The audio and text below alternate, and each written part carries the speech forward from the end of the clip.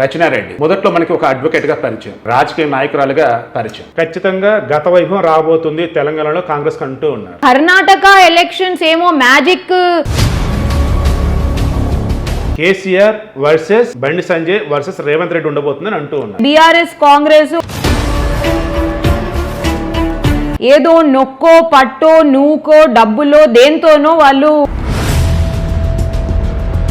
తెలంగాణ ఇచ్చినటువంటి తెచ్చినటువంటి ఈ కాంగ్రెస్ కు ఓటేయండి అంటున్నారు. కాంగ్రెస్ ఉద్యమకారులను మోసం చేసిందండి.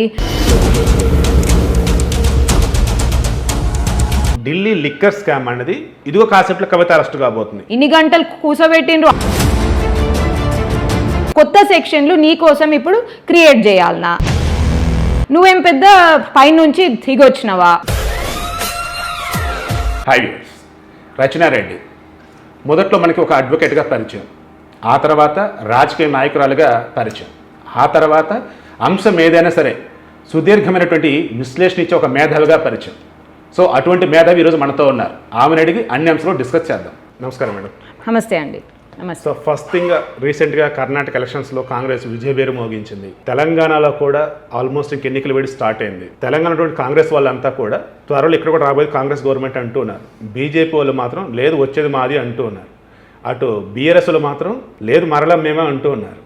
మీ ఒపీనియన్ ప్రకారం ప్రజెంట్ మీరు బీజేపీలో ఉన్నట్టున్నారు కదా, బట్ మీరు అఫీషియల్ స్పోక్స్ పర్సన్, బట్ న్యూట్రల్గానే విషయం చెప్పాల్సింది చెప్తారు కాబట్టి, సో ఇక్కడ ఎడ్జ్ ఎవరికి ఉందంటారు? ఎడ్జ్ ఇక్కడ అంటే నేను కర్ణాటక ఎలక్షన్స్ని ఒక ఫ్లాష్ ఇన్ ద ప్యాన్ లాగా చూస్తాను. అంటే కర్ణాటక ఎలక్షన్స్ అంటే ఇప్పుడు తెలంగాణలోనే కాదు, ఛత్తీస్గఢ్, నాకు తెలిసి ఛత్తీస్గఢ్, రాజస్థాన్, మధ్యప్రదేశ్, తెలంగాణ, ఇంకొక రాష్ట్రంలో ఎలక్షన్స్ వస్తున్నాయి ఈ 2023లో.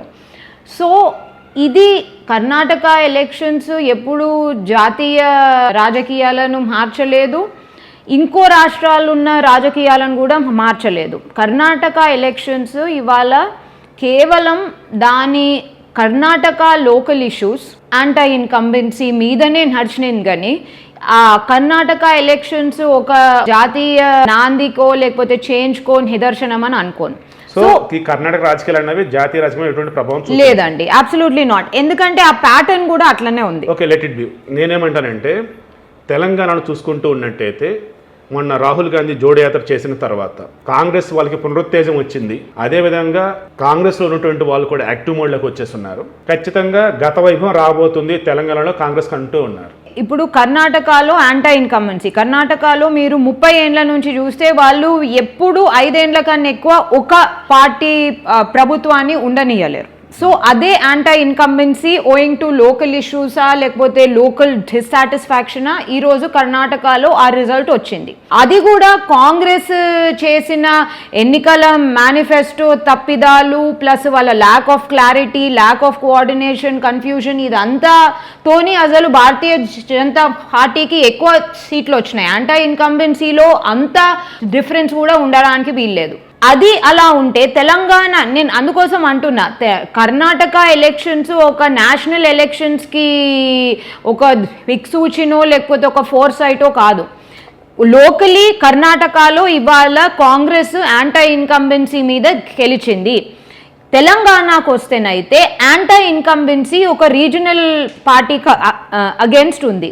ఆ రీజనల్ పార్టీకి సరే 2018లో భారతీయ జనతా పార్టీ 2 సీట్లు ఏమో ఉండే, ఒకటి, అండ్ ప్లస్ ఆఫ్టర్ దట్ ఆ 2018 నుంచి ఎంపీ సీట్లు 4, దాని తర్వాత ఎమ్మెల్యే సీట్లు, అంటే హై ఎలక్షన్స్లో ఎమ్మెల్యే సీట్లు, ప్లస్ ప్రజలకు కూడా కాంగ్రెస్ అంటే హక్కు అనే. ఎందుకంటే 50 ఏండ్ల నుంచి తెలుగు రాష్ట్రాలలో ఎక్కువ కాంగ్రెసే ఉంది. కానీ ప్రజలకు కాంగ్రెస్, ఒకవేళ కాంగ్రెస్ని గెలిపిస్తే వాళ్ళు మాకేమైనా చేస్తారు, లేకపోతే వాళ్ళు అసలు పార్టీలోనే ఉంటారు, లేకపోతే బెనిఫిట్స్ అంటే అది local benefits, state benefit as well as national బెనిఫిట్స్కి తావు పీస్తుంది అని అయితే అనుకోవడం లేదు. Because nationally speaking even after 9 years definitely కమలం వైపే ఉంది. సో తెలంగాణలో బీఆర్ఎస్ పార్టీ మీద వ్యతిరేకత అంతా కూడా కమలంకు ప్లస్ అవుతుంది. And more over Congress party గతంలో చేసినవి కావచ్చు, తప్పిదాలు రిలేటెడ్ ఏవైతే ఉన్నాయో అవన్నీ కూడా మైండ్ లో పెట్టున్నారు కాబట్టి సో చూస్తే బీజేపీ వైపే చూస్తారు అంటూ ఉన్నారు. సో ఇక్కడ ఎడ్జ్ అయితే బీజేపీకి ఉంది అంటారు. బట్ కాంగ్రెస్ కి రేవంత్ రెడ్డి రాకముందు ఉన్నటువంటి జోష్ వేరు, రేవంత్ రెడ్డి పార్టీ పగ్గాలు చేపట్టిన తర్వాత వస్తున్న జోష్ వేరు. కాబట్టి ఈసారి ఖచ్చితంగా కేసీఆర్ వర్సెస్ బండి సంజయ్ వర్సెస్ రేవంత్ రెడ్డి ఉండబోతుందని అంటూ ఉన్నారు. సో మీరేమంటారు, ముగ్గురు చుట్టూ ఉండబోతుందా లేదన్నప్పుడు రేవంత్ రెడ్డి వర్సెస్ సంజయ్ అన్నట్టు ఉండబోతుంది? త్రిముఖ పోటీ అని మనం అనుకుంటున్నాం. ఇప్పుడు మేము అంటే సూత్రాల ద్వారా అనుకోవచ్చు, ఏదన్నా అనుకోవచ్చు. మేము అనుకుంటున్నది ఏంటంటే బీఆర్ఎస్ కాంగ్రెస్ ఒక లోపాయకరమైన పొత్తుతోనే వస్తారు. ఎందుకంటే ఇప్పుడు బీఆర్ఎస్ కి కుంటుకుంటూ ఉంది అని అనుకోవచ్చు మనం. ఎందుకంటే రెండు టర్మ్లు యాంటీ ఇన్కంబెన్సీ ఆల్రెడీ ఉంది. ఏదో నొక్కో పట్టో నూకో డబ్బులో దేంతోనో వాళ్ళు సీట్లు సంపాదించే సత్తా అవుతుంది బీఆర్ఎస్ కి. But they need help and that help will come from the Congress party. But open అయితే ఉండే ఛాన్స్ ఏదైనా ముఖం మీద చెప్పేశారు కదా ఆల్రెడీ. ఇప్పుడు బీఆర్ఎస్ పార్టీ ఒక నేషనల్ పార్టీ అయిపోయింది. ఇప్పుడు బీఆర్ఎస్ పార్టీనే లోపాయకరంగా జేడీఎస్ ని పుంజుకునేలా చేసింది అని నమ్మక వర్గాలు విశ్లేషకులు రీసెర్చ్ 20 వచ్చాయి. కానీ అది ఓట్ బ్యాంక్ నైతే స్లాష్ చేసింది కదా. అంటే ఇప్పుడు కర్ణాటక ఉత్తరప్రదేశ్ లాగా 300 బీజేపీకి నష్టం చేకూర్చే విధంగా కాంగ్రెస్ కి ఫేవర్ గా ఉండే విధంగా జేడీఎస్ ద్వారా ఓట్ బ్యాంక్ చీల్చింది అంటున్నారు. డెఫినెట్ గా జేడీఎస్ వాళ్ళు కింగ్ మేకర్లు అయిదాం అనుకున్నారు, కానీ జేడీఎస్ అసలు వ్యూహం ఓట్ బ్యాంక్ ని చీల్చడానికి ఉండే. ఇక్కడ కూడా ఇప్పుడు త్రిముఖ వ్యూహం అయితే బీఆర్ఎస్ కే ఇదైతుంది, ప్రాబ్లమాటిక్ అవుతుంది. కాబట్టి బీఆర్ఎస్ కాంగ్రెస్ వాళ్ళు ఖచ్చితంగా ఒక లోపాయకరమైన ఒప్పందాలు పోటీ చేసేటప్పుడు ఇక్కడ ఉన్నటువంటి 119 స్థానాలు విడిగానే చేస్తారు. బట్ గెలిచిన తర్వాత మాత్రం పాసిబిలిటీ ఉంటే మెజారిటీ వస్తే ఫామ్ చేస్తారు, మీరైనా వాళ్ళైనా ఎవరైనా. ఒకవేళ మెజారిటీ రాకపోతే అలయన్స్ గా వెళ్లాల్సి వస్తే బీఆర్ఎస్ అండ్ కాంగ్రెస్ కలిసి వెళ్తారా? బీఆర్ఎస్ అండ్ కాంగ్రెస్ ఓపెన్ గా వచ్చే ఛాన్సెస్ కూడా ఉన్నాయి. కానీ బీఆర్ఎస్ అండ్ కాంగ్రెస్ ఇప్పుడు పోస్ట్ పోల్ అలయన్సెస్ కామన్ అండి. నేనేమంటున్నానంటే pre poll agreement based alliances ఉంటాయని. అంటే ఫ్రెండ్లీ కాంటెస్ట్లు, ఇటువంటి కాంటెస్ట్లు, మీరు ఇక్కడ వీక్ క్యాండిడేట్ని పెట్టండి. So that kind of alliance which will turn in to a post poll alliance ఇక్కడ ఉంటుంది. మీరు రేవంత్ రెడ్డి గారు కన్నా ముందు ఉన్న పీసీసీ జోష్ వేరు, ఇప్పుడు జోష్ వేరు అంటున్నారు. పాపం రేవంత్ రెడ్డి గారిని 4 ఏళ్ల నుంచి ఇంకా కాంగ్రెస్ వర్గాలు అతన్ని టీపీసీసీ ప్రెసిడెంట్ అధ్యక్షునిగా ఒప్పుకోవడం లేదు. రేవంత్ రెడ్డి గారు వచ్చిన తర్వాతనే కాంగ్రెస్ లో ఉన్న హేమాహేములు అట్లీస్ట్ నాకు తెలిసి 4 బయటకు వచ్చేశారు. ఇప్పుడు కూడా కర్ణాటక ఎలక్షన్స్ ఏమో మ్యాజిక్ చేసేసి లాజిక్ లేకుండా రేవంత్ రెడ్డి గారిని హీరో చేసేస్తారనే డ్రీమ్ లోనైతే ఉండడానికి వీల్లేదు. ఎందుకంటే తెలంగాణనే రేవంత్ రెడ్డి గారే, ఆయన టీడీపీ నుంచి వచ్చిన వారే, ఆయన కన్నా సీనియర్స్ ఉన్న వాళ్ళు హేమాహేములు చాలా మంది ఉన్నారు. ఆ హేమాహేములలో చాలా మంది వెళ్ళిపోయారు కూడా. సో ఇప్పుడు కర్ణాటకలో లాజిక్ లేకుండా మ్యాజిక్ అయిపోయింది, ఇది మొత్తం ఇక మేము కొట్టి పడేస్తాం అనేడానికి కూడా లేదు. ఎందుకంటే భారత్ జోడో యాత్ర ఎఫెక్టే లేదు. కర్ణాటకలో మీరు చూస్తే కర్ణాటక ఓటర్స్ చాలా educated, intellectual plus dispassionate is the key here. Dispassionate అనే ఎందుకంటున్నానంటే వాళ్ళు ఎమోషనల్గా ఎమోషనల్ ఈక్విలిబ్రియం మీద ఇటు అటు వీడొస్తాడు వాడొస్తాడు అనే దాని మీద ఉండరు. వాళ్ళు ఒకటి అనుకుంటే ఏది ఏమైనా అక్కడ ఓటేస్తారు. వాళ్ళు ఏమనుకున్నారు, సరే 5 ఏళ్ళు వీళ్ళకి ఇచ్చినాము, వీళ్ళు ఇలా ఉన్నారు, ఇప్పుడు ఆలోచించట్లేదు. ఇప్పుడు ఆలోచిస్తున్నారు. ఎందుకంటే ఫస్ట్ టైం ఏమో కొత్త రాష్ట్రము, జోష్, హవా, ఎమోషన్, మన రాష్ట్రము, ఆ ఫీలింగ్ పిచ్చిగా ఉంటుంది. ఆ ఫీలింగ్ ఒక 5 ఏళ్ళు నెట్టుకొచ్చిండ్రు. ఆ 5 ఏళ్ల కన్నా ముందే రిజాల్వ్ చేసి మళ్ళీ జనరల్ ఎలక్షన్స్కి ఏ నాంది మీద వెళ్ళిండ్రు, మాకు ఇంకో ఆపర్చునిటీ ఇవ్వండి, కొత్త రాష్ట్రము మన అంటే సర్దుకోవాలి, మనము చూసుకోవాలి అని చెప్పేసి ఇంకో 5 ఏళ్ళు తీసుకున్నారు. సో ఇప్పుడు ఆ కర్ణాటకలో ఉన్న యాంటీ ఇన్కంబెన్సీ అంటే సీరియస్లీ ఒక డెమోక్రసీలో ఒక 2-3 టర్మ్ల తర్వాత వచ్చే అలసట ఇప్పుడు ప్రజలలో ఉంది. ఆ అలసటకు రీజన్ కూడా బీఆర్ఎస్ పార్టీ వాళ్ళే చాలా కల్పించారు. రైతుల పోనైనా, కరప్షన్ అయినా, 5 లక్షల కోట్ల రుణమైనా, సో ఇవన్నీ ఈ ఇష్యూస్ అన్నిటి గురించి మనం మాట్లాడుకోవచ్చు. కానీ ఎలక్షన్స్ దగ్గరకు వచ్చేసరికి అయితే ఆ అలసట ఇప్పుడు తెలంగాణలో ఉంది. ఇందాక మీరు ఒక మాట అన్నారు, ఈ బీఆర్ఎస్ అండ్ కాంగ్రెస్ ఒకటే అని చెప్పేసి. బట్ రేవంత్ రెడ్డి కావచ్చు, కాంగ్రెస్ ఉన్న మిగతా అందరూ ఒకటే మాట అంటూ ఉన్నారు. కాంగ్రెస్ పుంజుకోవద్దు అనటానికి వాళ్ళు గతంలో బీఆర్ఎస్ చాలా సందర్భాల్లో హెల్ప్ చేశారు. బట్ ఇప్పుడు కూడా పైకి మాత్రమే బీఆర్ఎస్ బీజేపీ పడినట్టుగా ఉంటూ ఉన్నారు. కానీ అంతిమంగా వాళ్ళ టార్గెట్ వచ్చేసి కాంగ్రెసే. సో బీఆర్ఎస్ అండ్ బీజేపీ ఒకటి. నిజమైన ప్రజాస్వామ్యవాదులు ఎవరైతే ఉన్నారో, నిజంగా తెలంగాణ అభివృద్ధి ఎవరైతే కోరుకుంటున్నారో, ఉద్యమకారులు ఎవరైతే ఉంటూ ఉన్నారో, తెలంగాణ ఇచ్చినటువంటి తెచ్చినటువంటి ఈ కాంగ్రెస్కి ఓటేయండి అంటున్నారు. కాంగ్రెసే ఉద్యమకారులను మోసం చేసిందండి. 2018లో జరిగింది అంటే 3 నెలల పొంటి రాయబారాలు, ఓ ఛాయ్లు, కాఫీలు, పకోడాలు అన్నీ అయిపోయినాయి. కూటమి కట్టించింది కూడా టీఆర్ఎస్ ప్రగతి భవన్ నుంచే, కూటమి కట్టించింది కూడా అక్కడి నుంచే. కూటమిని డీలే, ఎందుకంటే ప్రజలు మొత్తం, తెలంగాణ ప్రజలు మొత్తము కాంగ్రెస్ వైపు ఉండే అప్పుడు. ఎందుకంటే మనకు అదేంది తెలంగాణ కోసం పోరాడిన పార్టీ అన్నైనా ఏదో ఒకటి, they were looking at the Congress party. కానీ కాంగ్రెస్ పార్టీ ఏం చేసింది, కూటమి కడదామని చెప్పేసి వీళ్ళను పిలుచుడు, వాళ్ళని పిలుచుడు, మమ్మల్ని పిలుచుడు. పిలవడంలో మంచిదే, కానీ అక్కడ పని జరిగిందా? కూటమి కట్టినరా? లేదు. చాయలు తాగాల, పకోడీలు తినాలి, వెళ్ళిపోవాలా. Crunching of numbers. మీరు నిజంగానే కూటమి గట్టి గెలవాలనుకుంటే ఆ ప్రిపరేషన్ 3 months కిందనో 2 months కిందనో ఎప్పుడైతే ఎలక్షన్స్ అనౌన్స్ అయినాయో అప్పుడైతే కాంగ్రెస్ కూటమి లాస్ట్ అంటే నామినేషన్ రోజు దాకా కూడా కూటమి కట్టలేరు.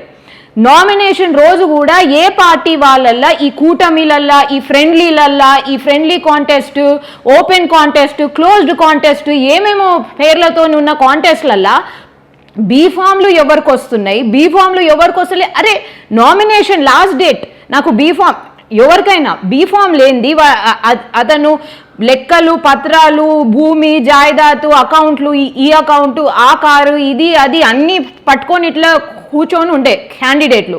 కానీ అదంతా ఎందుకు వేస్ట్ అయిపోతుంది బీఫామ్ లేకపోతే. ఆ రోజు కొట్లాడుకొని బీఫామ్లు తెచ్చుకున్న సిచ్యువేషన్. అయితే కూటమి కట్టడానికి Congress has defrauded the people of Telangana. Congress has ఉద్యమకారులని మోసం చేసిందే Congress at the direct instructions of Pragathi Bhavan. ఎందుకంటే నేను కాంగ్రెస్లో ఉద్యమకారులు లేదు అని అంటలేను, చాలా మంది ఉన్నారు, వాళ్ళు కూడా డిజల్యూషన్ అయినారు. 2018లో ఉన్న ఛాన్స్ని అంత విచ్చలవిడిగా పొడగొట్టుకున్నాడు అయితే వీళ్ళకే పాసిబుల్ అవుతుంది అబ్బా. సో ఇప్పుడు ప్రగతి భవన్కి కాంగ్రెస్కి అసలు సంబంధాలు లేవు. అసలు కాంగ్రెస్లో ఏమవుతుందో మొత్తం అంటే కంప్లీట్లీ జిప్డప్ ఉంటుందని అయితే నేను నమ్మను. ఎందుకంటే పాపం రేవంత్ రెడ్డి గారు కేసీఆర్ మీద మాట్లాడుతూనే ఉంటారు, బడా బడా బడా మాట్లాడుతూనే ఉంటారు. కానీ ఇంకా ఎవరైనా మాట్లాడతారా కాంగ్రెస్లో ఆయన మీద? ఎవ్వరూ మాట్లాడరు. ఏ నేత, కాంగ్రెస్లో ఉన్న ఏ నేత బీఆర్ఎస్ పార్టీ చేసే అరాచకాల మీద, బీఆర్ఎస్ పార్టీ చేసే సిచ్యువేషనల్ కరప్షన్ మీద, బీఆర్ఎస్ పార్టీ చేసే పొలిటికల్ హరాకిరి మీద ఎవ్వరూ మాట్లాడరు. అంటే నిజమైన కాంగ్రెస్ పర్సన్ అంటే ఇప్పుడు రేవంత్ రెడ్డి ఒక్కళ్ళే అంటారా? ఏమో ఆయనకి, I think he doesn't have a choice. He's just come from TDP. He's coming to Congress. If he tries to leave Congress, it will be political suicide. There is, అంటే పాలిటిక్స్ కూడా మీరు ఒక కెరియర్ లాగా చూస్తే that is the case. నేను నిజమైన కాంగ్రెస్ అతను రేవంత్ రెడ్డి ఇంకోలు కాదు అని అంటలేను. బీఆర్ఎస్ తో లోపాయి గారి ఒప్పందం లేకుండా పనిచేస్తున్న కాంగ్రెస్ పర్సన్ అంటే రేవంత్ రెడ్డి అంటున్నారు. ఏమో అది కూడా ఎంతవరకు నిజమో ఎంతవరకు అబద్ధమో అది మనకు తెలియదు కదా. బీఆర్ఎస్ కాంగ్రెస్ ఒకటే అంటున్నారు ఖచ్చితంగా. ఎందుకంటే 2018 సరే మాకు సౌత్ లో లేకపోతే తెలంగాణ తెలుగు రాష్ట్రాలలో కట్టు లేకుండే. కానీ ఇప్పుడు మీరు ఈ బీజేపీని 5 ఏళ్ల కింద లేకపోతే 4 ఏళ్ల కింద ఉన్న బీజేపీతో కంపేర్ చేస్తే జమీన్ ఆస్మాన్ ఫరక్ ఉంది. అండ్ బీజేపీ ఒక్కసారి పుంజుకుంటే వీళ్ళు మామూలుగా వదిలే రకాలు కాదు. బీజేపీకి వచ్చేటప్పటికి పట్టణాల్లోనూ నగరాల్లోనూ ఓట్ బ్యాంక్ ఉంది, కానీ రూరల్ లెవెల్లో చూస్తూ ఉన్నప్పుడు కనీసం కార్యకర్తల తర్వాత సంగతి, సరైన పార్టీ లీడర్లు లేరు అంటూ ఉన్నారు. సో మీరు పటిష్టం చేసుకున్నారా ఈ పార్టీకి మొత్తం? ఖచ్చితంగా, ఎందుకంటే బీజేపీకి నగరాలలో ఉన్నదని మనము బెంగళూరు పరిసర ప్రాంతాల చూసినాము, ప్లస్ ఇక్కడ జిహెచ్ఎంసీ కూడా. కానీ లాస్ట్ 3 years నుంచి చాప కింద నీరు తిరిగా బీజేపీ పటిష్టం రూరల్ ఏరియాస్లో అయితేనే ఉంది. ఎక్కడెక్కడ పటిష్టమైంది? నార్త్ తెలంగాణలో పటిష్టమైంది. నిజామాబాద్, ఉమ్మడి నిజామాబాద్ ఏరియా, ఉమ్మడి కరీంనగర్ ఏరియా, అక్కడ ఎంపీలు ఉన్నారు, అది నేను ఒప్పుకుంటాను, కానీ అక్కడ అయింది. జైరాబాద్ ఏరియాలో పటిష్టమైంది. దెన్ జిహెచ్ఎంసీ ఏరియా, సదర్న్ తెలంగాణలో కూడా పటిష్టం అవుతూనే వస్తుంది. దానికి నిదర్శనమే పోల్చుకున్నప్పుడు ఇప్పుడు బాగా స్ట్రెంత్ అయింది బీజేపీ అంటున్నారు. నేను ఏమంటున్నానంటే, మునుగోడులో సరే రాజగోపాల్ రెడ్డి గారు పర్సనాలిటీ ఉంది, ఆయన ఎమ్మెల్యేగా వదిలేసి వచ్చినారు, ఆ సింపతి ఉండే లేకుండే వాట్ ఎవర్, కానీ ఒక కమ్యూనిస్ట్ బాస్టియన్ అయిన మునుగోడు నల్గొండ ఒకటి, మునుగోడు ఒకటి. నల్గొండ కాంగ్రెస్ అడ్డా అయిండొచ్చు, కానీ Munugode was always communist centric. అందుకోసం మునుగోడులో ఎటువంటి డెవలప్మెంట్ కాలేదు. మీరు ఇక్కడ నుంచి అంత దూరం ఉన్న, అంటే ఒక 60 kilometers దూరం ఉన్న మునుగోడు చూస్తే జమీన్ ఆస్మాన్ ఫరక్ అనిపిస్తుంది. మన 1980s 70s ఒక రూరల్ ఏరియా ఎట్లుంటుందో అట్లుంటుంది Munugode. So that is why there was no development. It was always a communist bastion. Communist bastion ఉన్న ఏ ఏరియాస్ డెవలప్ కాలేరు కూడా, ఎందుకంటే ఆ మైండ్ సెట్, ఆ మెంటాలిటీనే అలా ఉంటుంది. And the biggest example for me, ఎందుకంటే నేను వెళ్ళి చూసినాను, ఇస్ కోల్కతా. చదువుకున్న వాళ్ళు, ఇంటలెక్చువల్స్ చాలా మంది ఉంటారు, but if you look at infrastructural developments ఉంటుంది.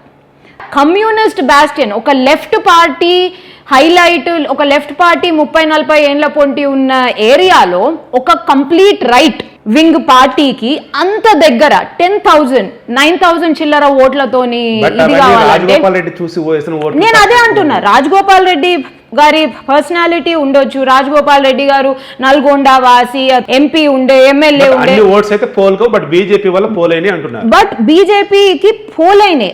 ఆ 10,000 ఓట్స్ కూడా ఒక ఏరియా, ఒక మండల్కి సంబంధించిన 2-3 గ్రామ పంచాయతీలనే అవి ఇదైనాయి. సో ఆ పుంజుకునుడు నేను ఫ్రమ్ 0 to somewhere close. ఇప్పుడు మనం క్రమంగా కాంగ్రెస్ చూస్తే లాస్ట్ 2018 కూటమి కంప్లీట్ ఫ్లాప్ షో అయిపోయింది. 2018 తర్వాత క్రమంగా కాంగ్రెస్ గ్రాఫ్ చూస్తే ఆ నేషనల్ లీడర్షిప్ లేని వాక్యూమ్ ఉన్న, వెలతి ఉన్న ఇది మొత్తము కాంగ్రెస్ లో కూడా కనిపించింది. అండ్ 2018 నుంచి కాంగ్రెస్ క్రమంగా తగ్గుముఖం పడుతూనే ఉన్నది. అండ్ ప్రతి by election, and in fact in 2 by elections, Munugode అన్నా లేకపోతే మీరు హుజురాబాద్, డిపాజిట్స్ కూడా కోల్పోయే సిచ్యువేషన్స్ ఉన్నాయి. Karnataka is just magic without logic that cannot be translated and super imposed in to Telangana. Karnataka is limited only to the anti incumbency factor of Karnataka. Etela Rajender, and Rajagopal Reddy మీరు candidates వరకు తీసుకురాకండి sir, ఎందుకంటే ఈటెల రాజేందర్ కూడా బీజేపీ పుంజుకుందని అనుకుందాము. Okay, let it be. మామూలుగా ఈ మధ్యకాలంలో చూసుకుంటూ ఉన్నట్టయితే తెలంగాణలో ఢిల్లీ లిక్కర్ స్కామ్ అనేది బాగా హైలైట్ అయింది. అంటే బీజేపీ వాళ్ళు ఇక్కడ ఉన్న వాళ్ళు ఎవరైతే ఉన్నారో, ఇదిగో కాన్సెప్ట్లో కవిత అరెస్ట్ కాబోతుంది, కాన్సెప్ట్లో అరెస్ట్ కాబోతుందని చెప్పి నానా హడావుడి చేశారు, అదైతే నిజం. బట్ ఇంతవరకు అరెస్ట్ జరగలేదు. అసలు లిక్కర్ స్కామ్ లేదని చెప్పేసి ఆప్ వాళ్ళు చెప్తాను, ఆమ్ ఆద్మీ పార్టీ వాళ్ళు. అసలు ఇష్యూ ఏంటి? అండ్ అరెస్ట్ జరుగుతారా, జరగదా? అండ్ మోరోవర్ ఈడీ ఇన్వాల్వ్ అయినా, లేదన్నప్పుడు ఇంకేదన్నా జాతీయ దర్యాప్తు ఇన్వాల్వ్ అయినా సరే కేంద్ర కనుసన్నలో చేస్తూనే, బట్ వాళ్ళ దగ్గర ప్రూఫ్లు అయితే ఏమి లేవు అంటుంది. నిజమా? అసలు ఇష్యూ ఏంటి?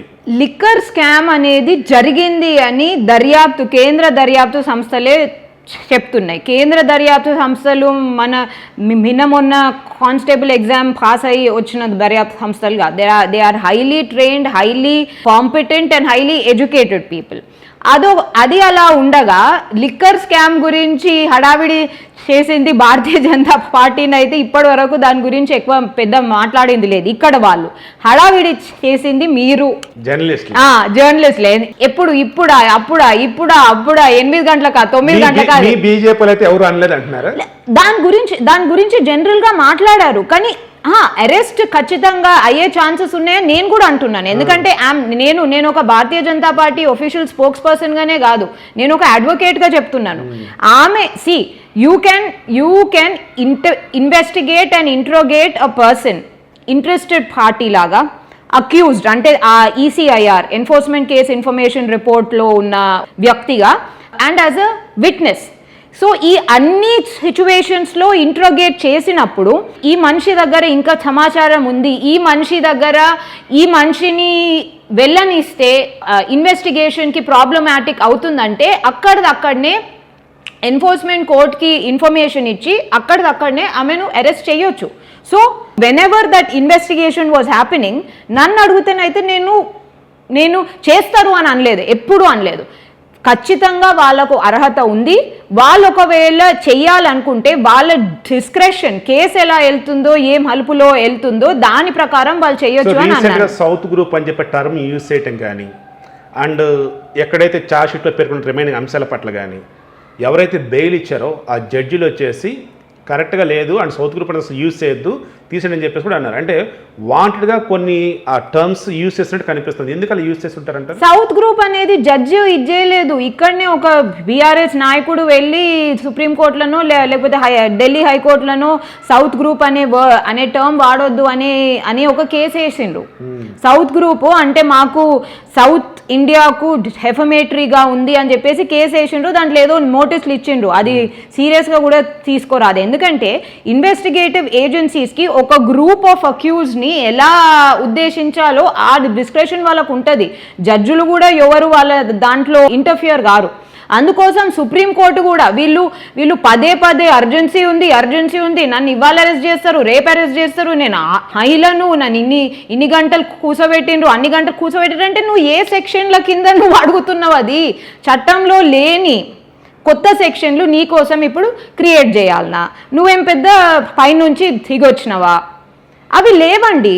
సిఆర్పిసిలో సెక్షన్లో ఏముంటుందంటే మహిళలను 6 గంటల తరువాత అరెస్ట్ చేయొద్దు, అది ఒక్కటే తప్ప ఇంకోటి ఏం లేదు.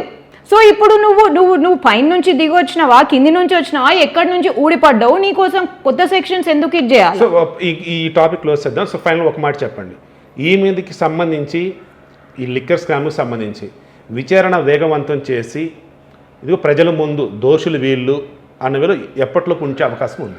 దోషులు నిర్దోషులు అనేది కోర్టు ట్రయల్ తర్వాత ఏండ్లు పడుతుంది. అరే బై okay, then before that arrest అనేది ఉండొచ్చా ఉండకపోవచ్చు? అరెస్ట్ ఉండే ఛాన్సెస్ ఉన్నాయి. ఎందుకంటే మొన్ననే ఎప్పటిలోపు మనం చెప్పలేమండి. ఇన్వెస్టిగేటివ్ ఏజెన్సీస్ ఎప్పుడు అరెస్ట్ చేయాలనుకుంటే అప్పుడు చేస్తారు, లేకపోతే అరెస్ట్ అవసరం లేదు, ఈ మనిషి ప్రతి కోర్ట్ హియరింగ్ కి రావాలంటే అలా కూడా చేయొచ్చు. సో ఇట్స్ రియల్లీ ECIRలే ఫైల్ అయినాయండి. కవిత గారి మీద ఒక్క ECIR కూడా తన పేరు మీద, అంటే తన ఫోన్లు ధ్వంసం చేసింది, ఈ చార్టర్డ్ ఫ్లైట్ లో ఇన్ని కోట్లు ఎత్తుకపోయింది, అది ఎంత నిజమో ఎంత అబద్ధమో ఎవరికి తెలుసు? నేను కూడా ఒక 20-30 ఫోన్లు కొని ఇవే ఫోన్లని చూపెడతాను. ప్రజలను ఎర్రి ఒక కప్పులు they are investigating, so let them do their job. But ఇప్పుడు ECIR అనేది చాలా ప్రిలిమినరీ స్టేజ్ లో ఉన్నట్టు, దీని తర్వాత ఛార్జ్ షీట్లు ఫైల్ అవుతాయి. మనము అంటే జర్నలిస్టులు చాలా రెగ్యులర్గా ఇంటర్మింగిల్ చేసేసి ఇంకో కొత్త ఛార్జ్ షీట్ వచ్చింది అంట. ECIR is like a enforcement directorate version of an FIR. దాని తర్వాత దాని మీద డీటెయిల్గా ఛార్జ్ షీట్ వస్తుంది. మొన్ననే ఇప్పుడు అదేంది ఒక 300 పేజీల detailed ECIR prosecution case ECIR file చేసిండు, I think 2 weeks back or something. So the case is progressing and pending. Revanth Reddy గారు ఓపెన్గా, అంటే మనము వీడియో ఆడియో అన్నీ చూసినాము విన్నాము, ఓపెన్గా 8 years కింద 5 కోట్లు ఇట్లా ఓపెన్ చేసి డబ్బులు చూపెట్టి క్లోజ్ చేసి ఆయనకి ఇచ్చిన తర్వాత అదే ఇప్పటి వరకు ట్రయల్ కొనసాగినా కానీ ఇప్పటి వరకు ట్రయల్ కంప్లీట్ కాలేదు. బట్ ఆ ఇష్యూలో కొన్నాళ్ళు పాపం జైల్లో ఉన్నాడు కదా ఆయన. నేను ఇప్పుడు రేవంత్ రెడ్డి గారిని ఏమి అంటలేను, ఆయన అలా జైల్లో ఉన్నాడు కదా, అలా మరి కవిత గారు ఉండే ఛాన్స్ ఉందా అంటున్నాను. ఖచ్చితంగా ఉంది కానీ ఇవాళ జరుగుతుందా, రేపు జరుగుతుందా, లేకపోతే ఖచ్చితంగా అరెస్ట్ చేస్తారా అని అయితే నేను దాని గురించి may or may not happen. It depends on the discretion of the enforcement directorate or the CBI. కాలంలో బాగా హైలైట్ అయింది అవినాష్ రెడ్డి ఇష్యూ అనమాట. వివేకానంద రెడ్డి హత్య కేసు సంబంధించి సిబిఐ వాళ్ళు అరెస్ట్ చేస్తారో లేదో తెలియదు. ఈయన వల్ల నాకు ముందస్తు బెయిల్ ఇవ్వాలి, నన్ను అరెస్ట్ చేయాలని చెప్పేసి పదే కోర్టుకు వస్తూ ఉన్నారు. సిబిఐ వాళ్ళు అరెస్ట్ చేయాలి అనుకున్నప్పుడు అరెస్ట్ చేయొచ్చా, లేదన్నప్పుడు ఇదిగో కోర్టులు పదే ఇట్లా ఇన్వాల్వ్ అవుతున్నప్పుడు ఆగిపోవాలా? లేదు, ఖచ్చితంగా అరెస్ట్ చేయొచ్చు. మీరు ఎంత కోఆపరేట్ చేసినట్టు వచ్చినా కానీ పదే అదేంది లాస్ట్ 3-4 అంటే ఎంత ఇప్పటి వరకు 2021 నుంచి ఒక 8 సార్లనో ఎన్నిసార్లనో వచ్చిండు. మీరు ఎంత కోఆపరేట్ చేస్తున్నట్టు ఇది చేసినా కానీ సిబిఐ వాళ్ళు if they want to arrest they can arrest. ఎందుకంటే ఇక్కడ వాళ్ళు క్రిమినల్ కాన్స్పిరసీ యాంగిల్ 120B చూస్తున్నారు. చంపిన వాళ్ళు అందరూ కస్టడీలో ఉన్నారు, వాళ్ళు అప్రూవర్గా మారిండ్రు ఇక్కడ. సో ఈ అసలు చంపాలనే కుట్ర ఎక్కడి నుంచి ప్లాన్ అయింది, ఎందుకు ప్లాన్ అయింది అని. సో ఇప్పుడు వాళ్ళు 1, 2, 3, 4, 5 ఉన్న వాళ్ళు కిందికి వచ్చే ఛాన్సెస్ కూడా ఉన్నాయి, అండ్ ఇతనే పైకి వెళ్ళే ఛాన్సెస్ కూడా ఉన్నాయి. క్రిమినల్ కాన్స్పిరసీలో నేను పట్టి పొడవకపోయినా నేను ఒకవేళ ఆ కాన్స్పిరసీ నేను క్రియేట్ చేసిన అతన్ని అయితే ఇంకో వాళ్ళ ద్వారా నేను అసాసినేషన్ చేపించిన I would be considered as A1 depending on the gravity of the case. అయితే ఈ కేసు సంబంధించి జగన్మోహన్ రెడ్డి గారు పేరుకే ఢిల్లీకి రాష్ట్రం కోసం వెళ్తూ ఉన్నారు, కానీ ఢిల్లీ పెద్దలను కలిసి ఈ కేసు సంబంధించిన అరెస్ట్ కాకుండా ఉండే విధంగా సిబిఐ మీద ప్రెజర్ పెట్టిస్తున్నారని అంటూ ఉన్నారు. నిజంగా కేంద్రంలో ఉన్నటువంటి పెద్దల ద్వారా ఈ జాతీయ దర్యాప్తు సంస్థలను ప్రభావితం చేయవచ్చా? గతంలో కాంగ్రెస్ సిబిఐని కాంగ్రెస్ బ్యూరో ఆఫ్ ఇన్వెస్టిగేషన్గా వాడుకుందని చెప్పేసి ఇదే బీజేపీలు అన్నారు. ఈరోజు వీళ్ళు చేస్తున్న అదే అని చెప్పేసి మిగతా వాళ్ళు అంటూ ఉన్నారు. నిజంగా అలా జరుగుతుంది ఆ సిస్టంలో అంటే పాలిటీషియన్స్కి కూడా ఏంటంటే ఒక కోతికి కొబ్బరి చిప్పలాగా పాలిటీషియన్స్కి కూడా ఏదో ఒక ఇది కావాలా. నేను కాంగ్రెస్ని అంటలేను, నేను భారతీయ జనతా పార్టీని కూడా అంటలేను. ఇండియా అంటే లేకపోతే మనం పాకిస్తానే అయిపోతుంటాం కదా. పాకిస్తాన్లో అసలు ఆ దేశం ఉంటుందా లేకపోతే ఉండకుండా అంటే మ్యాప్లో నుంచే వెళ్ళిపోతుందా లేకపోతే ఇంకో ఏ దేశంలోనన్నా కలిసిపోతుందా అనేది ఎవరికి తెలియదు. Democracy, institutional organisational system, constitution, మీరు ఈ పని చేయాలి, మేము ఈ పని చేస్తాము, మేము ఈ పని చేస్తే మీరు మమ్మల్ని ప్రశ్నించాలి, ఈ పని చేస్తే మేము మెచ్యూర్ ఇన్స్టిట్యూషనల్ స్ట్రక్చర్. పాలిటీషియన్స్ మేము ఇట్లా అనుకుంటూనే ఉంటాము, కానీ వాళ్ళ పనులు వాళ్ళు చేసుకుంటూనే వెళ్తారు. ఇప్పుడు మళ్ళీ అట్లయితే మేము వాళ్ళననుడు వాళ్ళ మమ్మల్ని అనుడు ఇప్పటికల్లా సిబిఐ ఈడీ ఎన్ని డెఫమేషన్ కేసులు వేసి ఉండాలి. మీరు మమ్మల్ని అంటే you are defaming our profession అని చెప్పేసి. సో పొలిటికల్ రెటారిక్ అంటారు. అంటే పొలిటికల్ రెటారిక్ లో మేము చాలా అంటామండి, కానీ సిబిఐ ఈడీ ఒక అప్పుడున్న గవర్నమెంట్ కనుసంధల్లోనే జరుగుతుంది. ఆ గవర్నమెంట్ ప్రతి అంటే it will be breathing down the neck. ప్రతి మాట, ప్రతి పాట, ప్రతి గంట వాళ్ళు మానిటర్ చేస్తూ ఇట్స్ ఇంపాసిబుల్ అండి. So they are just doing their duty and they are just doing their duty and they are following. కవిత గారిని అరెస్ట్ చేయాలంటే వాళ్ళు ఎప్పుడో సెప్టెంబర్ 2022లోనే చేయాలి, లేకపోతే మొన్న డిసెంబర్లో ఆమె ఇంటికి వచ్చినప్పుడు కూడా చేసి ఉండొచ్చు, లేకపోతే ఫిబ్రవరి మార్చ్లో వచ్చిన 3-4 సార్లు అప్పుడు కూడా చేసి ఉండొచ్చు. చెయ్యలేరు. అవినాష్ గారిని కూడా అరెస్ట్ చేయాలంటే ఆయన వెళ్ళిన ఎప్పుడు ప్రతిసారి కూడా అరెస్ట్ చేసే అర్హత వాళ్ళకు ఉండే, కానీ వాళ్ళు చెయ్యలేరు. సో వాళ్ళ డిస్క్రెషన్లో అరెస్ట్ చేస్తారు. ఆ డిస్క్రెషన్ అంటే మనము ఈ పాలిటిషియన్స్ ఈ హై వాల్యూ కాంట్రవర్షియల్ కేసెస్కి వచ్చేసరికి మనకి ఇవన్నీ కనిపిస్తాయి, కానీ అదే డిస్క్రెషన్ ఒక రెగ్యులర్ కానిస్టేబుల్ అయినా, ఎస్ఐ అయినా, ఎస్హెచ్ఓనైనా ఒక ఇండివిజువల్ కేసులో కూడా అదే డిస్క్రెషన్ వాడతారు. ఒకవేళ అరెస్ట్ చేయాలనుకుంటేనే వాళ్ళు అరెస్ట్ చేస్తారు, లేకపోతే they don't need to. Bailable offence అయినా, నాన్ బెయిలబుల్ ఒఫెన్స్ అయినా. బట్ ఈ కేసులు సంబంధించి చూసుకుంటూ ఉన్నప్పుడు పర్టికులర్గా కొంతమందిని కావాలని ఆ కేసులు విచారణకు ముందుకు తీసుకొచ్చి అరెస్ట్ చేపిస్తున్నారు.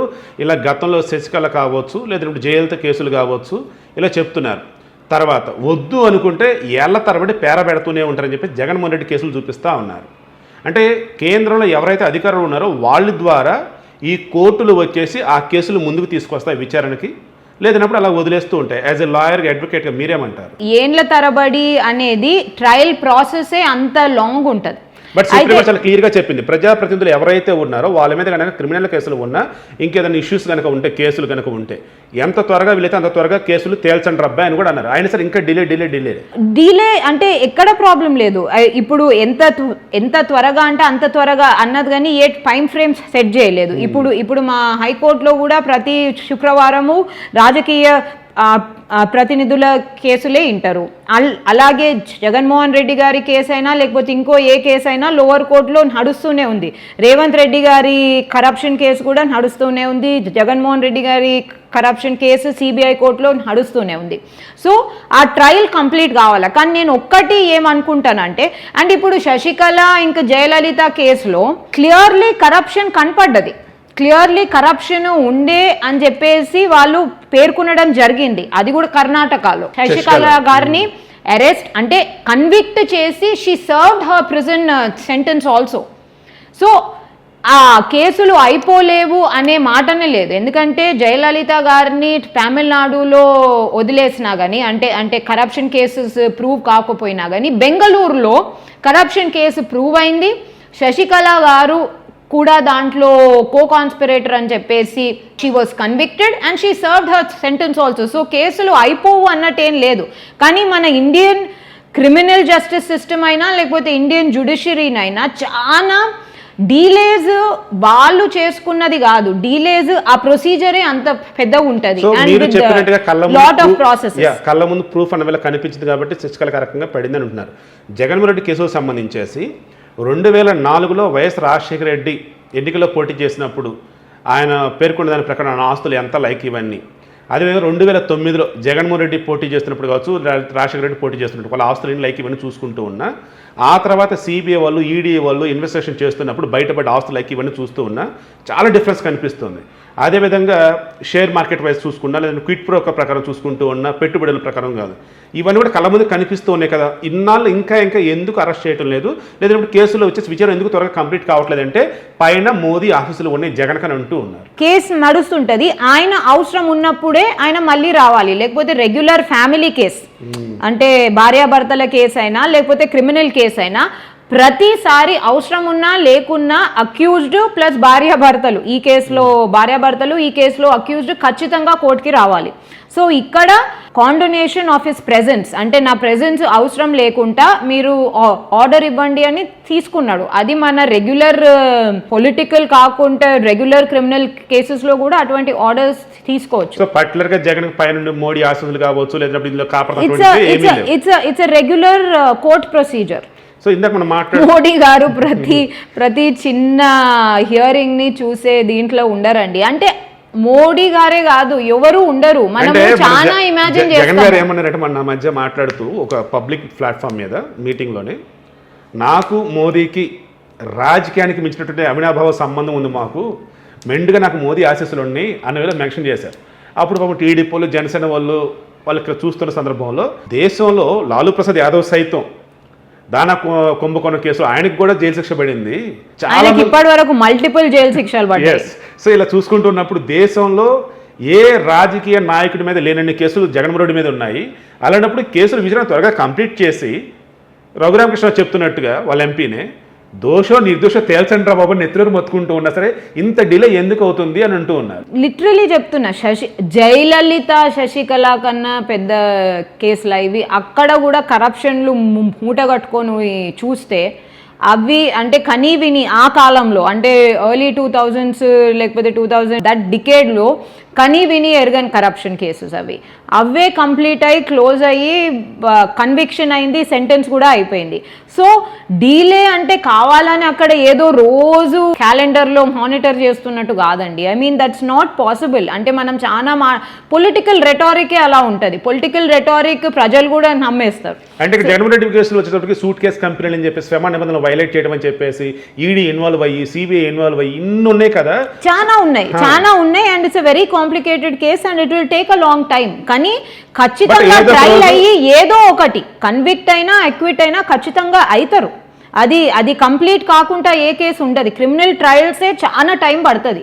అయితే ఇప్పుడు ఆశీస్సులు అంటే సరే యాజ్ అ స్టేట్ ఆంధ్రప్రదేశ్ ముఖ్యమంత్రి లాగా ఉండి మంచి సంబంధాలు ఉండొచ్చు. అంటే కొంతమంది ముఖ్యమంత్రి, ఇప్పుడు మా ముఖ్యమంత్రి చూడు పెద్ద ఏమనుకుంటాడో ఏమో కానీ ముఖం చూడ మూతి చూడ రాను పోను నమస్తే చెప్పను కూసోను రా అంటే జమీందార్గిరి అంటే జాగీర్దార్ అంటే త్వరలో ఈయన ప్రధానమంత్రి కాబోతున్నాడని చెప్పేసి ఆయన కలలకు అంటున్నాడని మీకు అనిపిస్తుంది?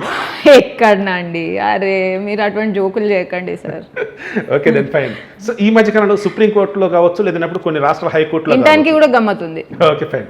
సో ఈ మధ్య కాలంలో సుప్రీంకోర్టులో కావచ్చు, రాష్ట్రాల హైకోర్టులో కావచ్చు, భార్యాభర్తల విడాకులకు సంబంధించి కొన్ని జడ్జిమెంట్ ఎలా ఉంటూ ఉన్నాయంటే, మన హిందూ వివాహ చట్టం ఏదైతే ఉందో దాన్ని ఓ పక్కన పెట్టేసేదే కనిపిస్తుంది. మన దాని ప్రకారం ఏంటంటే, పెళ్లి చేసుకున్నామంటే జీవితాంతా కలిసి బతకాలి, సమస్యలు వస్తాయి విడిపోదని అనుకుంటూ ఉంటారు. బట్ వాళ్ళకి 6 నెలలు 1 ఇయర్ లేదా 1.5 ఇయర్ టైం ఇస్తారు.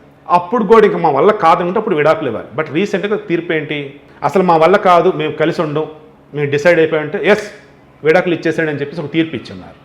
ఈజ్ ఇట్ గుడ్ బ్యాడ్ కన్నా నేను కూడా ఫ్యామిలీ లాలో డీల్ చేస్తాను కాబట్టి నేను అంటే కొన్ని సిచ్యువేషన్స్లో ఆ 6 నెలల వ్యవధి కూడా అవసరం లేకుండా అయిపోతుంది.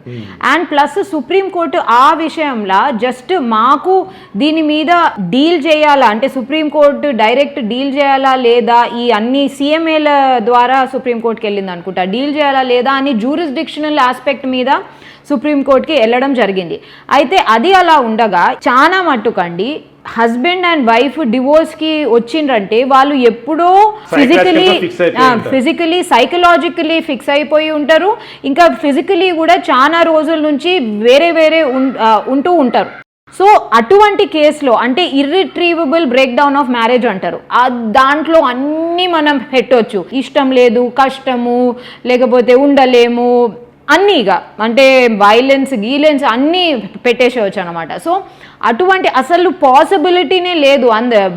ఇంటి పంచాయతీ అయిపోయింది, ఊరు పంచాయతీ అయిపోయింది, సైకాలజిస్ట్ పంచాయతీ అయిపోయింది, కౌన్సిలింగ్ పంచాయతీ అంటాం అది కూడా అంతే కదా, కౌన్సిలింగ్ అయిపోయింది, అంతా అయిపోయింది, కానీ ఇది పాసిబిలిటీ లేదు, వీళ్ళు ముఖాలు చూసుకోరు అనే సిచ్యువేషన్కి వచ్చినప్పుడు ఇంకో 6 నెలలు ఎందుకు పొడిగించాలి, ఇచ్చేసేయండి.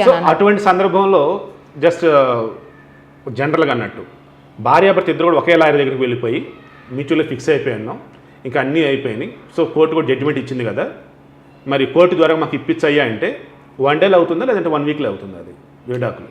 ఫైల్ చేసి ఫస్ట్ 1-2 హియరింగ్స్లో అయిపోయే ఛాన్సెస్ ఉన్నాయి. ఇప్పుడు మ్యూచువల్ కన్సెంట్ కూడా 6 months టైం. ఏంటి ఇప్పుడు మనం ఫైల్ చేసి అది కోర్టు జడ్జి దగ్గర హియరింగ్కి వచ్చినప్పుడు జడ్జి గారు డెఫినెట్లీ ఒకసారి కౌన్సిలింగ్కి పంపిస్తారు.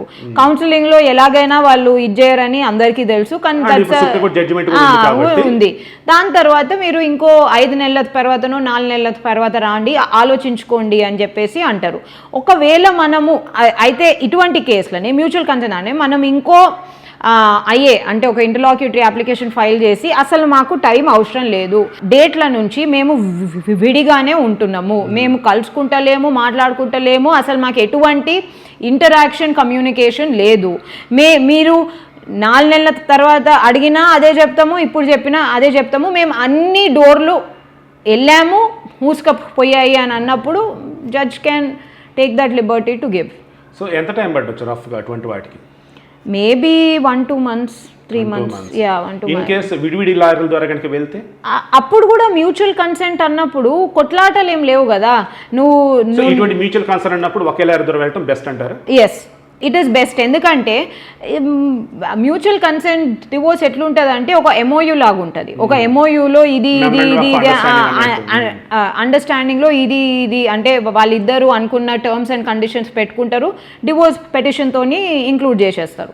That's the end of it. So ఒక లాయర్ దగ్గర వెళ్తే ఇంకా better. yes it is better. తర్వాత రీసెంట్గా చూసుకుంటూ ఉన్నప్పుడు మన జస్ట్ DY చంద్రచూడ్ గారు ఎవరైతే పిల్లల్ని దత్తత తీసుకొని అనుకుంటూ ఉన్నారో వారికి సంబంధించి రూల్స్ రెగ్యులేషన్స్ ఫ్రేమ్ చేసిన సందర్భంలో కావచ్చు, ఆల్రెడీ ఉన్నటువంటి సందర్భంలో ఎవరైనా తీసుకోవచ్చు అన్న వేళ చెప్పిన సందర్భంలో ఈ స్వలింగ సంపర్కులు ఎవరైతే ఉన్నారో వారు కూడా తీసుకోవచ్చు అని చెప్పున్నారు. జనరల్గా ఒక బిడ్డని దత్తత తీసుకున్నాము, స్వలింగ సంపర్కం లెస్బియన్స్ గేస్ అనుకుందాం, లెస్బియన్స్ ఆడ మామూలుగా మన భారతదేశంలో ఒక బిడ్డ అన్నప్పుడు అమ్మ నాన్న బిడ్డ ఇది ఫ్యామిలీ.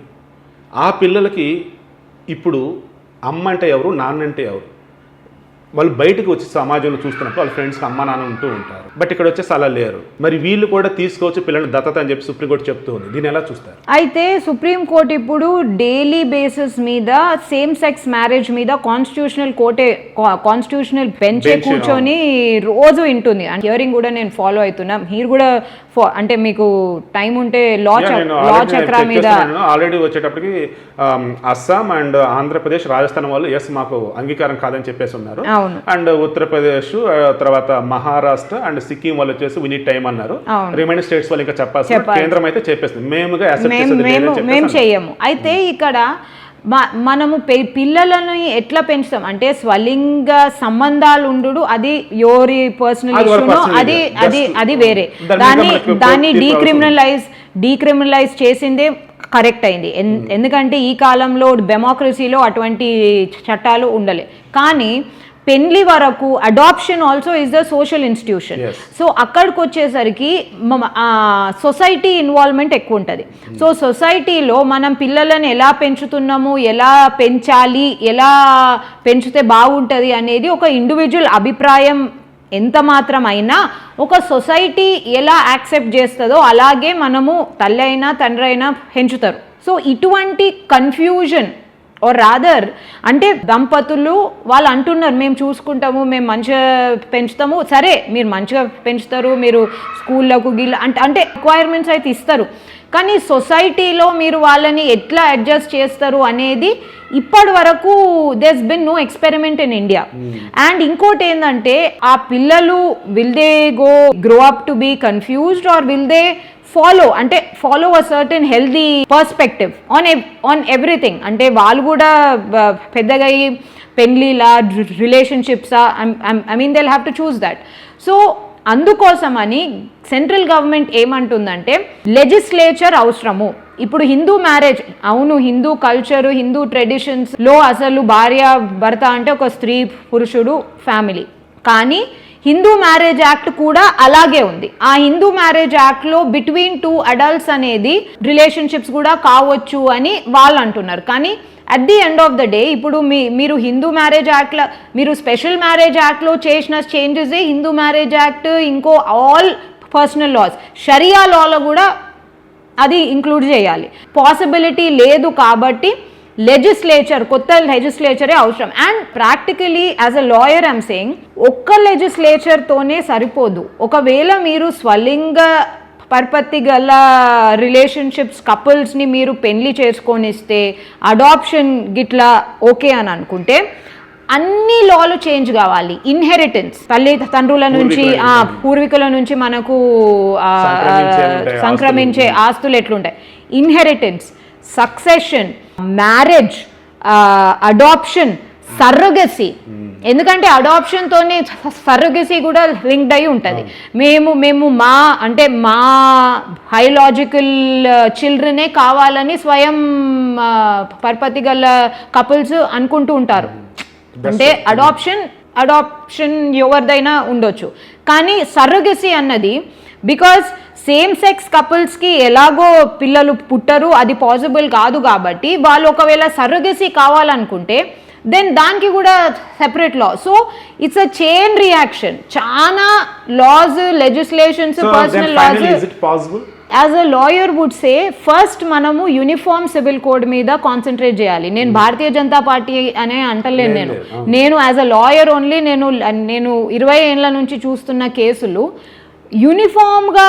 ఇప్పుడు కొన్ని కేసులలో కొన్ని రిక్వైర్మెంట్స్ చాలా హార్ష్గా ఉన్నాయి కొన్ని చట్టాలలో, కమ్యూనిటీస్కి సంబంధించిన చట్టాలలో. అండ్ కొన్ని కమ్యూనిటీస్కి సంబంధించిన చట్టాల్లో కొంచెం ఓకేగా ఉన్నాయి. సో యూనిఫామిటీ అనేది ఎప్పుడు వస్తుంది? ఒక యూనిఫామ్ సివిల్ కోడ్ ఉంటేనే యూనిఫామిటీ వస్తుంది. కాన్స్టిట్యూషనల్ బెంచ్ ఫామ్ చేసిన 5 మెంబర్స్తో ఎప్పటిలోపు ఎక్స్పెక్ట్ చేయొచ్చు మనం దీనికి సంబంధించి క్లారిటీగా? చంద్రచూడ్ గారు ఆల్మోస్ట్ అంటే ఆ బెంచ్ అయితే ఆల్మోస్ట్ ఆర్గ్యుమెంట్స్ కొన ఊపిరిలో ఉన్నాయి, అంటే ఆల్మోస్ట్ కంక్లూడ్ అవుతున్న సిచ్యువేషన్స్లో ఉన్నది. కాబట్టి probably this year, by the end of this year are in a few months అని అనుకుంటున్నాను నేను. Okay then fine.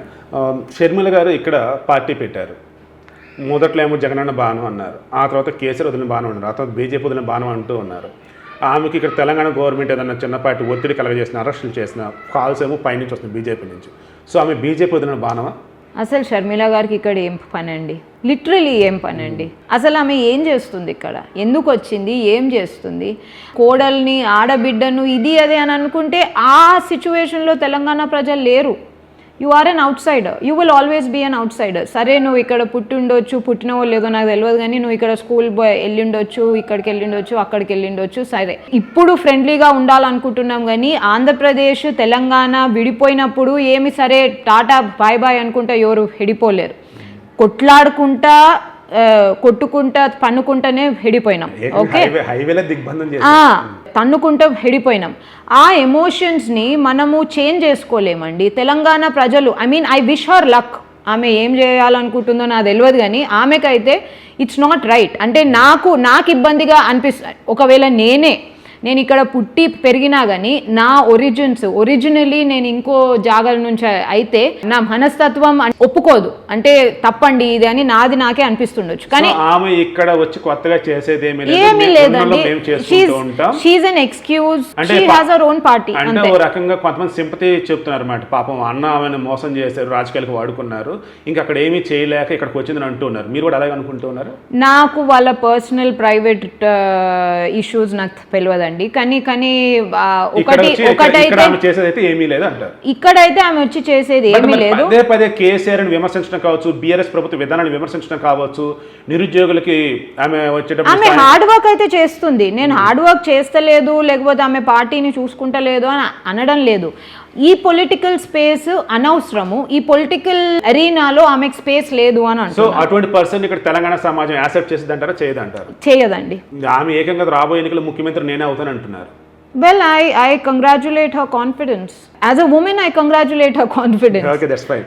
So తెలంగాణకు సంబంధించి చూసుకుంటే నీళ్లు నిధులు నియామకాలు 2014 నుంచి ఈ 2023 ఇప్పటికి కూడా నిరుద్యోగులు ఎంతోమంది ఎదురు చూస్తున్న నోటిఫికేషన్, తీరా నోటిఫికేషన్ ఇచ్చారు రానగానే paper leakage.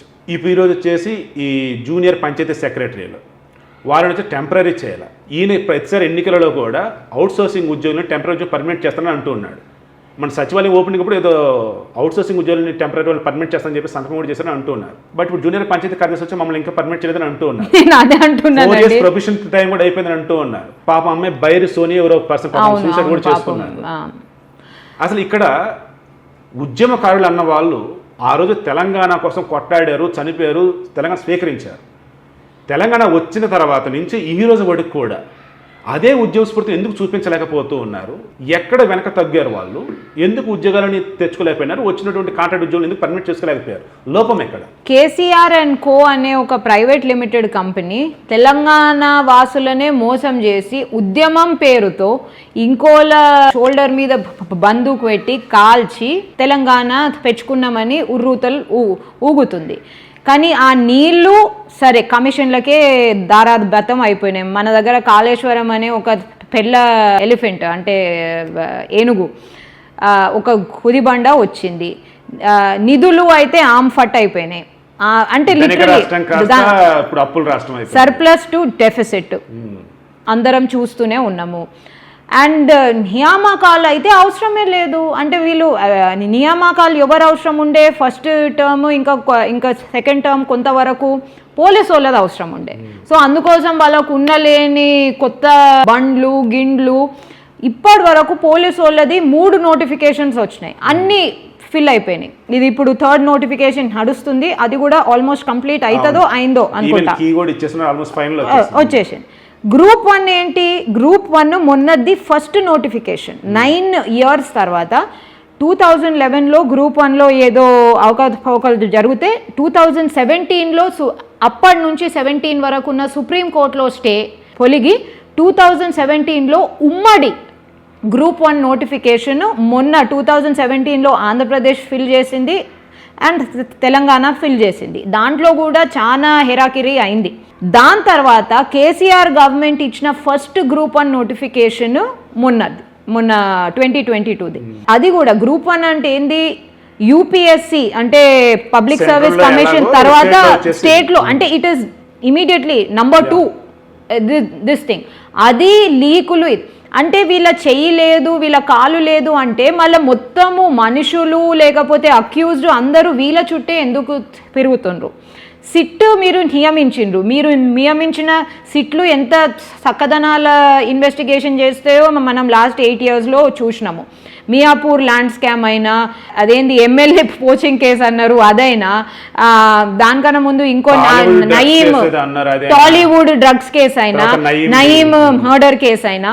So there has not been any closure on any of the SIT investigations. ఇప్పుడు సిట్ ఇన్వెస్టిగేషన్ మళ్ళీ మీరు అంత నిక్కచ్చు గల సత్యవంతులే అయితే మీరు సిబిఐని ఇన్వైట్ చేయండి. అంటే సరే మీరు సిబిఐ రాకుండా జియో ఇచ్చిండ్రు, but you can always invite an expert agency to come and look in to this.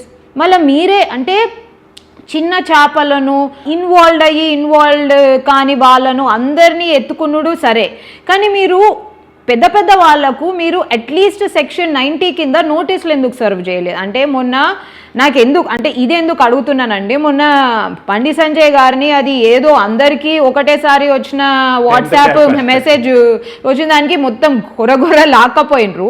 KTR PA వాళ్ళ ఊరు నుంచే అన్ని అబవ్ 100 మార్కులు వచ్చిన వాళ్ళు ఉన్నారు.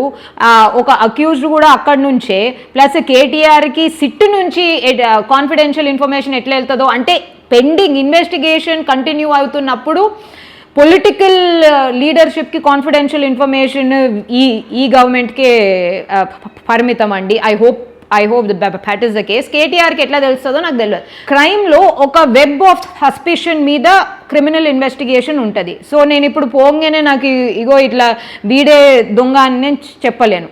Web of investigation. So web of suspicion ఎక్కడికి? పలానా పిఏ ఊర్లో ఇంతమంది అబవ్ 100, అత్యంత డిఫికల్ట్ పేపర్లో అబవ్ 100 వచ్చింది. ఎక్స్పర్ట్సే అసలు ఇది పాసిబుల్ కాదంటున్నారు. 75-80 వస్తే చాలా ఎక్కువ అని అంటున్నారు. మళ్ళీ పిఏ అన్నప్పుడు పిఏ హయ్యర్ అప్ ఏంటి? He's a powerful man in the state. ఒక సెక్షన్ 90 నోటీస్, అప్పుడు మీకు టైం ఉన్నప్పుడు ఒక 5 నిమిషాలు వచ్చి ఏదన్నా రాసిపోండి సార్, నాకేం తెలియదు అని కూడా రాసిపోండి సార్. Why not? ఎందుకు ఇవ్వలేదు? అస్సలు లేదు. And completely the families involve. మళ్ళీ ఇప్పటి వరకు కేసీఆర్ అసలు టీఎస్పీఎస్సీ పేపర్ లీక్ మీద అస్సలు మాట్లాడాడు. దాని తర్వాత అన్నారు కదా టీఎస్పీఎస్సీ అంటే ఒక స్వతంత్ర సంస్థ, దానికి మాకు ఏం సంబంధం చెప్పేసాను. టీఎస్పీఎస్సీ స్వతంత్ర సంస్థ అయితే మళ్ళీ మీ పిఏ అక్కడ ఏం చేస్తుండ్రు, వీళ్ళు ఏం చేస్తుండ్రు? టీఎస్పీఎస్సీ స్వతంత్ర సంస్థ అయినా కానీ కాన్స్టిట్యూషనలీ టీఎస్పీఎస్సీ నియామకాలు చేసేది వీళ్ళు. It is a constitutional body. ఉద్యోగాలు ఇన్ని ఇచ్చామని చెప్పేది కూడా క్రెడిట్ కూడా తీసుకునేది వాళ్ళే కదా గవర్నమెంట్. అవునంటే నిజంగా నంబర్ క్రంచులు చేయాలంటే నువ్వు ఎగ్జాక్ట్లీ నాకు డేటా ఉండాలి. నువ్వు ఇప్పుడు కాళేశ్వరం ప్రతి వారానికి 10,000 ఎకరాలు ఎక్కువ చేస్తున్నట్టు నువ్వు నియామకాలు కూడా ప్రతి వారము you are inflating the numbers అనే అనుకోవచ్చు. ఎందుకంటే I do service law as well. ఇన్ని కేసులు, ఇన్ని నోటిఫికేషన్లు హైకోర్టులో పెండింగ్ ఉన్నప్పుడు అసలు భర్తీలు ఎక్కడ అవుతున్నాయి? అండ్ సిల్లీ రీజన్స్ మీద పెండింగ్ ఉంటున్నాయి. అంటే లైక్ కొన్ని ఇష్యూస్ ఎట్లుంటాయంటే అరే వీళ్ళకి ఇంత తెలియదా అన్నట్టు ఉంటాయి. సో ఫైనల్లీ వాంటెడ్గా వీళ్ళే అన్ని ఆపుతున్నారు, వాళ్ళకి కావాల్సిన పోలీసు ఉద్యోగులు అయితే భర్తీ చేసేస్తారు. జేపీఎస్సీ వాళ్ళు షోకాజ్ ఇచ్చే అర్హత లేదు.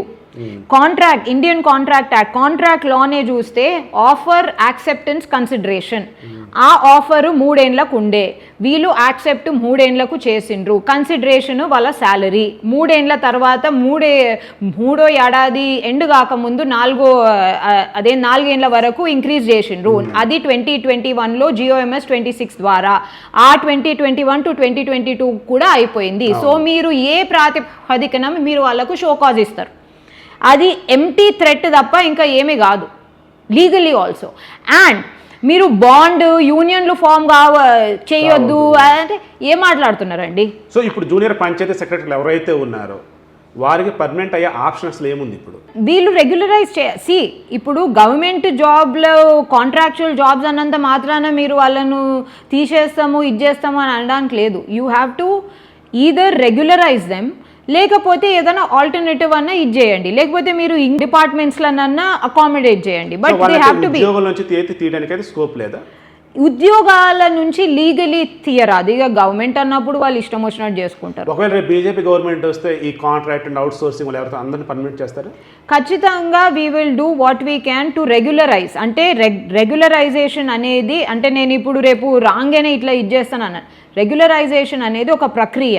అది మేము క్రమబద్ధీకరంగా ఒక క్యాలెండర్ ప్రకారము రెగ్యులరైజ్ చేస్తూ ఉన్న వాళ్ళను ఖచ్చితంగా పర్మనెంట్ చేస్తూనే వెళ్తాం మేము. తర్వాత జర్నలిస్టులకు సంబంధించి కూడా ఈ మధ్యకాలంలో కేసుల మీద ఒక రకమైన వ్యతిరేకత వ్యక్తమవుతుంది. ఎందుకంటే మొన్నటి వరకు సుప్రీంకోర్టు కేసు అది నడిచింది, ఇప్పుడు ఇచ్చేయండి బాబు అని చెప్పేసి అన్నాడు. బట్ ఇప్పటికి ల్యాండ్స్ అయితే ఇంకా అలొకేట్ చేయలేదు.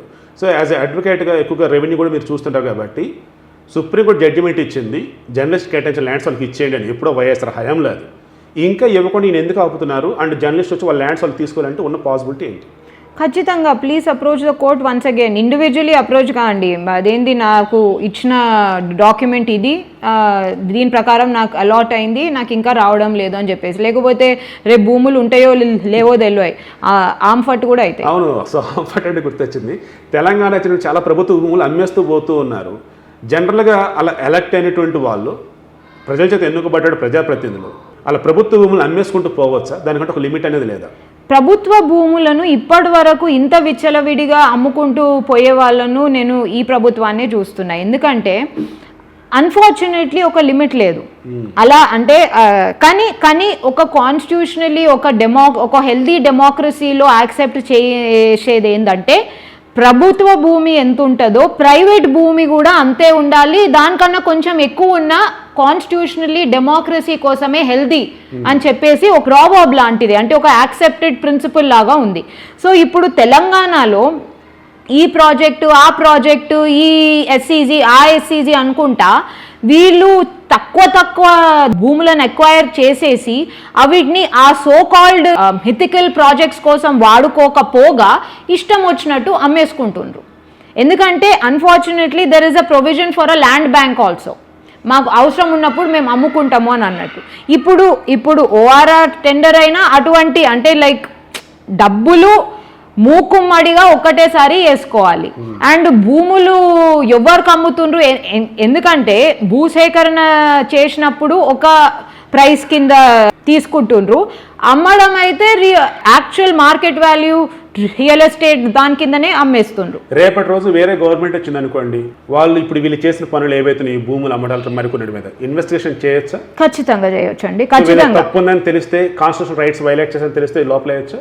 ఖచ్చితంగా. అంటే చాలా సార్లు అది జరుగుతుంది, మనం చూస్తూనే ఉన్నాం. ఖచ్చితంగా వీ క్యాన్. తర్వాత మీరు అన్న వాళ్ళు సొసైటీకి బాగా ఫెమిలియర్ పర్సన్ అయింది ఈ మల్లన్న సాగర్ భూముల సమస్య. ఆ వివాదం సమస్యపోయిందా? వాళ్ళకి న్యాయం జరిగిందా రైతులకి? మనము కన్స్ట్రక్షన్ టైం అప్పటి నుంచి మనం వేస్తూనే ఉన్నాము. సో కన్స్ట్రక్షన్ టైంలో కొన్ని స్టేజ్ వలన వాళ్ళకు కాంపెన్సేషన్ కొంచెం తొందరగా వచ్చుడు, లేకపోతే కాంపెన్సేషన్ కొంచెం రెట్టింపు అయ్యి వచ్చుడు, అదంతా జరిగింది.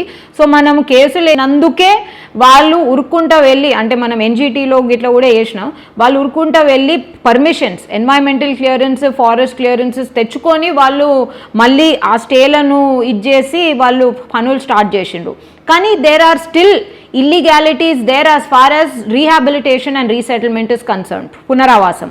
సో ఆ పునరావాసం స్టేజ్లో చాలా కేసులు ఉన్నాయి. ఎందుకంటే పునరావాసం కోసం మళ్ళీ భూములు అక్వైర్ చేస్తున్నారు వాళ్ళు ఇప్పుడు. ఎందుకంటే ఒక పూర్తిగా కంప్లీట్ సమస్య పోలేదు. కానీ కాళేశ్వరం ఎవరినన్నా ఉద్ధరించిందా అని అంటే అది మీరే చెప్పాలి.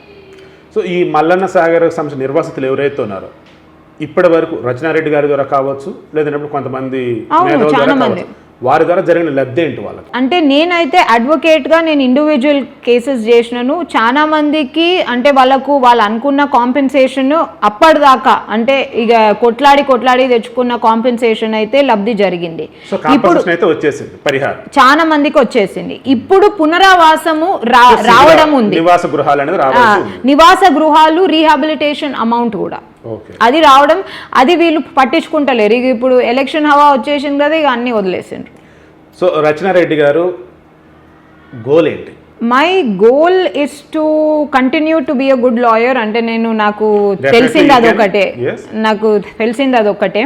పాలిటిక్స్ లో ఎంటర్ అవుతాను అని అనుకోలేదు, కానీ వచ్చాను.